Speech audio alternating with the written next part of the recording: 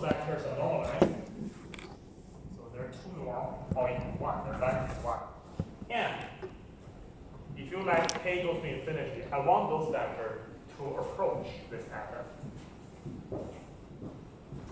So this is my goal here.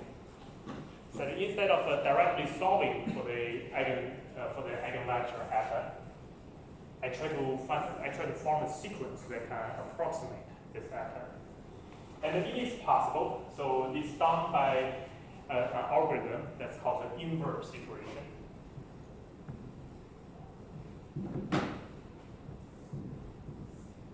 So the inverse iteration goes like this. So the first at any step k. So I want to solve a minus theta I. So you know this theta is my approximated eigenvalue times this wk equals to vk. So with a given vk, I want to solve this equation first. And after solving for it, then I can take vk plus 1 equals to this wk divided by the 2 norm wk, so it is normalized. That's it, just that simple. And this is called the inverse iteration. So for the inverse iteration, so you do have to find a starting point. What is your v naught? And after you find a starting point, then you can actually start to construct a sequence through this recursion, right? So with any given vk from here, from the first equation, you know what a is. You know you have an approximation of theta. From this, you can solve for wk. And then you normalize wk, you get vk plus 1. It's a pretty simple sequence. And very amazingly, this sequence actually, well, it satisfies normalized, that's one no problem. But it can also this sequence can also very quickly approach the eigenvector associated with the eigenvalue of lambda. This theta is approximation, but the lambda is not. So this actually, even though you have you might have a poor estimation of what the eigenvalue is, but this sequence still guarantee that you can get to the right eigenvector. I have 5 minutes, so I don't have time to show that this inverse iteration. I don't have enough time to show like this inverse iteration, like really converge. But I do have a code. Maybe let me just show you the code here. And there is a very nice and simple proof to show that this inverse iteration actually converge to the right eigenvector you are looking at. So for that, it's on my lecture note, but next Monday I will actually talk about that proof. But here, just to see numerically, if we implement like this inverse iteration and let's see what happens.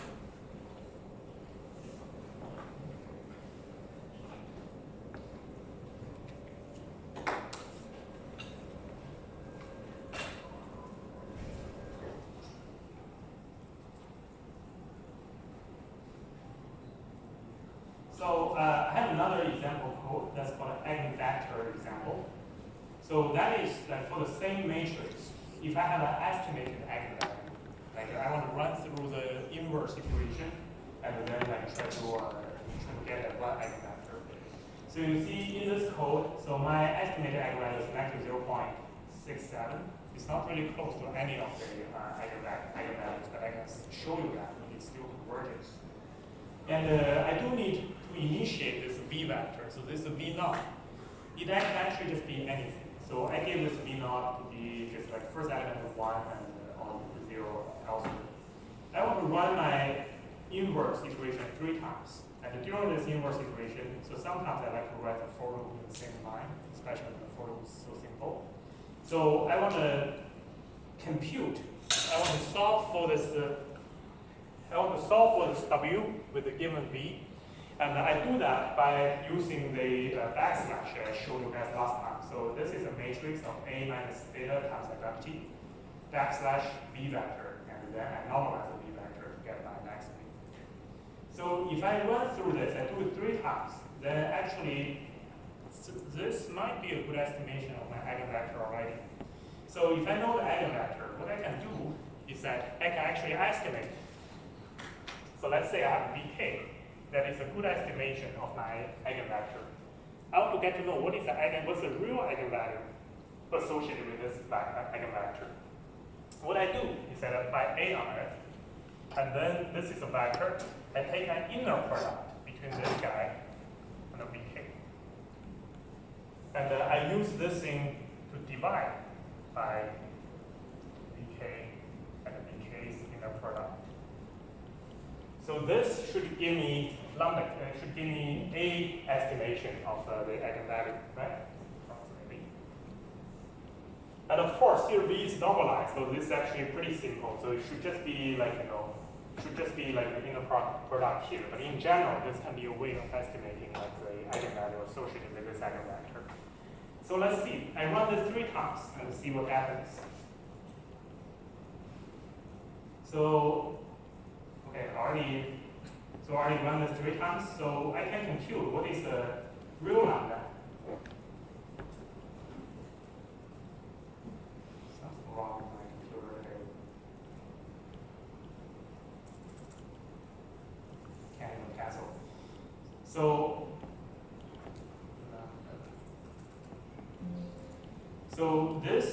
even though my initial guess of lambda is 0.67, but now it gives me a much more accurate value. And I can see like how close is this thing to the real eigenvalue. So the real eigenvalue should be 0.67, 112, all the way. You see that they are identical except for the last digit. So through inverse iteration, so I just give it a guess, I just guess one eigenvalue. Somehow it can give me the real eigenvector and the real eigenvalue. So that's why this inverse iteration is so powerful. And now I can actually see what is the difference between A times B minus lambda times B. So then it should be 0 theoretically, but if I include its norm, you see it's something at the level of 10 to the power of 10 or 10 to the power of 9. So it is a very, very fast and accurate method. You notice that I only run the iteration 3 times. And if I run it more times, I run it 10 times, you see my error quickly drop down to 4 times 10 to the power of 16. That is my machine accuracy, or machine precision. So this method converges so fast, and it doesn't require too much. If you have an estimation of your eigenvalue, that's all it needs. And then from that estimation, you can quickly get to the real eigenvalue. So for example, let me just give an estimation that's pretty off the chart, 0.4. So that's not close to any eigenvalues. So if I run this 10 times, you see it converged, even though the accuracy is not as high as before, it converged somewhere. And what is the associated lambda? What's now is wrong.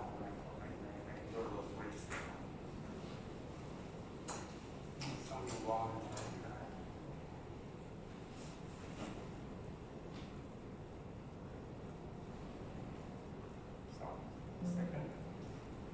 So it give me the same lambda pretty much, and it's pretty accurate up to this point. And then it give me the associated eigenvectors. So even though my initial guess of the eigenvalue is pretty off, compared to any eigenvalues there should be, but then this method can actually quickly convert to an eigenvector. So that's it for today's class. And on Monday, we'll actually just go through the quick proof of why inverse iteration converges so nicely. And that is actually the last thing we will cover in the final. After we show that this method is convergence, everything else I'm talking about, those are just they will not be covered in the final anymore. And very soon I'll send you an email with some more information about the final exam. Okay. And that's it for today. So yeah, I'll see you guys on Monday next week.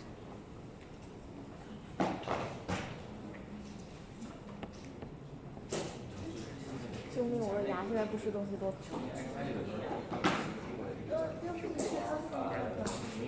他们好像不是很专业。就那个 shift 的东西有很多种功能。就是那个。这个刚才说这个是通过一种节目。我今天下午还有一节课，我上完课他们估计医院已经下班了。肯定是。你需要给你找点资料，但是刚好如果你出这个 conversion。哦，救命！我怎么还在录课？要命！